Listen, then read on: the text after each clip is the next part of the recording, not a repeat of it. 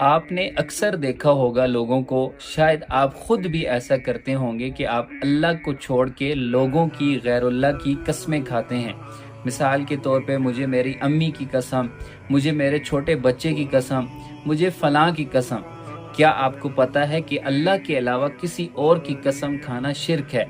نبی صلی اللہ علیہ وسلم کی صحیح حدیث ہے، آپ صلی اللہ علیہ وسلم نے فرمایا کہ من حلف بغیر اللہ فقط اشرک، جس نے اللہ کے بغیر کسی اور چیز کی قسم کھائی گویا اس نے شرک کیا۔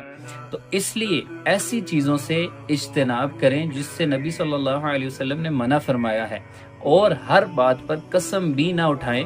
جب ضرورت پڑے تو اس وقت اللہ کی قسم کھا لیں، اس کے علاوہ غیر اللہ کی قسم کھانا منع ہے، چاہے وہ آپ امی کی کھاتے ہیں، چاہے اپنے بچے کی کھاتے ہیں، چاہے والد کی کھاتے ہیں، چاہے کاروبار کی کھاتے ہیں، یا کسی قسم کی قسم کھاتے ہیں تو وہ شریعت میں منع ہے۔